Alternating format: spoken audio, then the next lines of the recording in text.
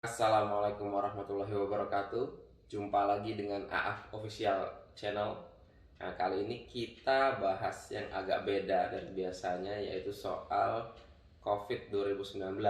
Maaf, Ya, ini per 6 Desember 2020 kemarin pengumuman dari pemerintah itu kasusnya sudah mencapai 575.000. Jadi dari Maret sampai Desember kasus total mencapai 575.000. Grafik kita naik terus. Nah, kalau Pak Af melihatnya bagaimana penanganan COVID selama ini dan perjalanan kasusnya ini? ya, jadi masalah COVID ini berbagai analisa, berbagai perkiraan. Ada yang memperkirakan Juni akan berakhir, Ya, betul. ada yang memperkirakan sampai September akan berakhir. Tapi nyatanya sampai kini malah kasusnya melonjak ya. Jadi ada yang mengkisahkan masa lampau ketika ada kasus musim panas masuk, wabahnya menghilang. Itu yang mendasari ramalan Juni, Juli itu mungkin itu ya. Ya ada juga yang mendasari dari situ. Tapi kan pada zaman dahulu kan ketika musim panas itu tiba, matahari itu kan panas masuk ke rumah-rumah, ke segala sektor kehidupan masyarakat dan sebagainya.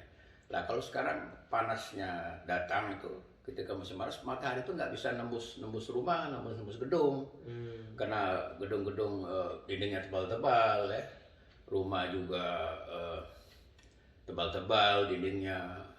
Jadi apalagi AC segala ya. ya, jadi ada kelembapan-kelembapan di ruangan pakai AC dan sebagainya, dan di mobil juga pakai AC dan sebagainya. Jadi walaupun musim panas ya tetap saja suasana itu lembab atau dingin gitu. Nah yang tentu saja ini kan menambah imunnya virus ya, bukan menambah imunnya ya kita. Nah kita sudah begini, bagaimana?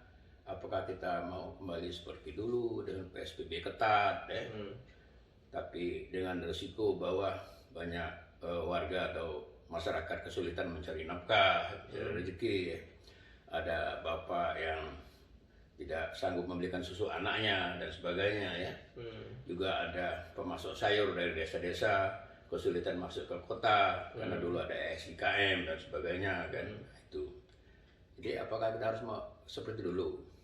Nah mungkin ada masalah-masalah kalau mau seperti dulu. Nah saya kira ada yang Dulu bisa. PSBB maksudnya. Ya waktu dulu kan PSBB ketat. Ya, Dan untuk masuk Jakarta misalnya harus ada SIKM dan sebagainya. Ternyata kan mendampak yang juga cukup rumit kan. Kesulitan warga mencari nafkah, nggak bisa memberikan susu anaknya dan lain sebagainya. Ya ada sisi-sisi lain juga ada risiko gitu kan. Nah saya kira ada sisi yang bisa kita masuki, yang kita dorong itu bagaimana kita mengimunkan masyarakat ada semacam imunisasi atau imunitas masyarakat yang perlu kita tingkatkan saya kira sisi ini yang bisa kita tempuh. Nah, gimana itu Pak? Ya pada zamannya Orde Baru misalnya ada istilah zamannya waktu itu Menteri Gapur mengolahragakan masyarakat atau memasyarakatkan olahraga. Jadi pada waktu itu pada tiap hari Jumat pagi semua instansi pemerintah itu berolahraga. Nah kalau sekarang seperti yang sering terlihat, yang masih sering terlihat di kita hanya di instansi-instansi militer itu yang sering kita lihat. Mungkin yang lainnya juga masih ada, tapi yang gampang terlihat pada hari Jumat ya kalau di kantor-kantor militer atau instansi militer masih ada kegiatan itu mereka berolahraga, bersih-bersih dan sebagainya lah aktivitas mereka. Nah sehingga kalau kita lewat kita lihat tertata rapi, bersih, hijau komplek-komplek ya itu enak dipandang. Nah maksud saya bagaimana kebiasaan hidup yang positif ini bisa ditularkan kepada masyarakat sehingga masyarakat juga ada menambah keimunan, kekebalan. Nah, misalnya masyarakat digalakkan misalnya dengan bersepeda bersepeda.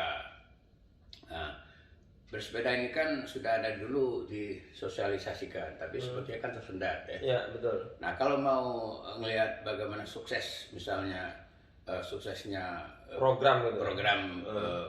kompor gas ya, bagaimana mengalihkan masyarakat dari memakai kompor yang minyak tanah ke kompor gas. Kan pemerintah kasih gratis itu kompor gasnya. Jadi kasih gratis sama tabungnya itu. Sehingga kan sukses sekarang ini. Nah saya kira pemerintah juga kalau ingin mensukseskan program bersepeda ini, ya pemerintah kasih juga lah. Sepeda? Ya gratis ya sepeda ini. Misalnya pemerintah DKI yang cukup kaya kan, dia kasih gratis ya. Tentu saja nggak usah sepeda yang mahal-mahal ya, yang ini standar saja. Kemudian setelah ada misal pemberian sepeda gratis, mungkin ada juga insentif ya. Kayak di luar negeri kan ada insentif gitu kan. Negara-negara yang warganya banyak pakai sepeda itu. Nah kemudian yang penting juga nanti disediakan bengkel-bengkel sepeda. Kalau sekarang kita mencari bengkel sepeda kan kayak mencari jarum di dalam jerami, tumpukan jerami. Itu kan betapa sulitnya. Nah jadi nanti diperkuat dengan adanya bengkel-bengkel sepeda.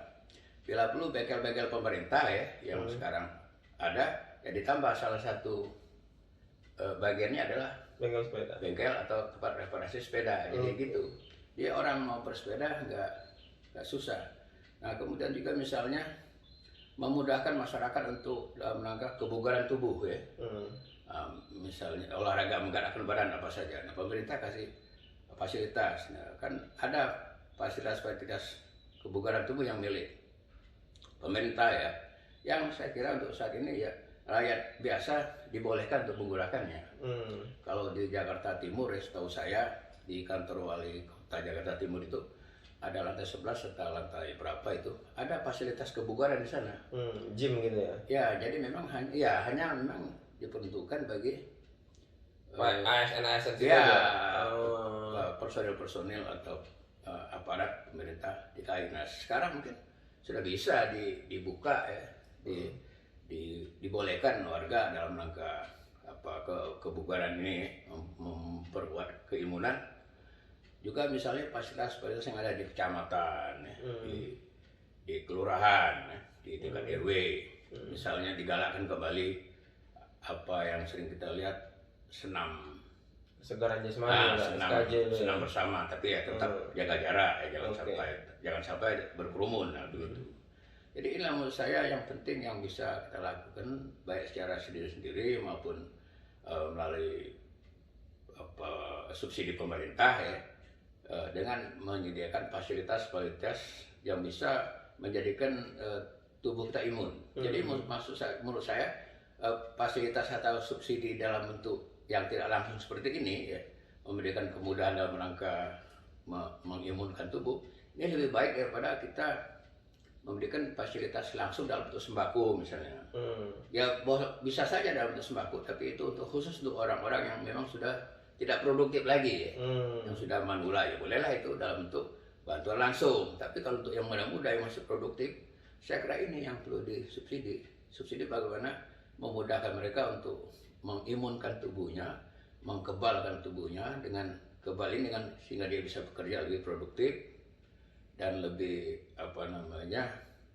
lebih maksimal lah, itu menurut saya itu. Oke, dan juga kalau tadi banyak olahraga, banyak terpapar matahari juga jadi Pak Ab ya? Ya otomatis ya banyak terkena matahari, apalagi di bawah jam 3, di bawah jam 10 ya.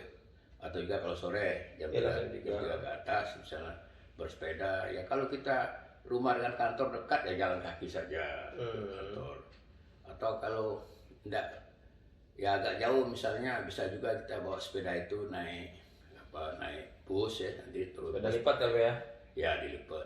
Dan juga saya kira rumah-rumah ini sudah mulai lagi dipikirkan bagaimana rumah-rumah yang punya ventilasi alam ya. Nah, jadi transportasi umum juga begitu. Jadi mulai dipolakan lagi saya kira. Jadi tidak selalu mengandalkan air conditioning ya. Nah, jadi biar kita punya kesegarannya itu kesegaran alam gitu. Nah, ini menurut saya gitu. Oke, menarik Pak Ab. Tapi kan nanti juga mau ada vaksin Pak Ab. Ya kalau vaksin kan masih proses kan ya, masih belum ada finalnya kan masih, maksudnya sementara belum ada vaksin ya kira-kira gitu. Sementara menunggu ini apa yang bisa kita lakukan ya. Oke. Nah, jadi bisa juga misalnya kantor-kantor dibuka lebih awal. Kalau dulu kan jam 8, jam 9 ya. Sekarang bisa aja jam 7 udah buka kantor atau jam 6 bila perlu kan, sehingga orang kalau dari rumah sehabis dia misalnya kegiatan rumah sehabis sholat subuh dan sebagainya, dia bisa jalan kaki dari jam 5 itu ke kantornya. Kan itu kan jam 5 itu kan jalan kaki kan bagus. Itu kan udaranya segar, masih belum panas. Nanti sampai jam menjelang jam 7 misalnya mulai panas, mulai dia kena sinar matahari jadi kan. Jadi inilah maksudnya apa yang bisa kita lakukan agar untuk mengerem laju kasus ini biar tidak terlalu melonjak gitu. Ini maksudnya penguatan imun masyarakat. Ya, ini yang bisa di apa kita support gitu loh, yang bisa kita lakukan, yang saya kira masing-masing orang kan bisa melakukan kalau ini. Ya. Apalagi kalau didorong oleh pemerintah dikasih fasilitas. Nah, jadi kan lebih mantap itu kira-kira. Oke.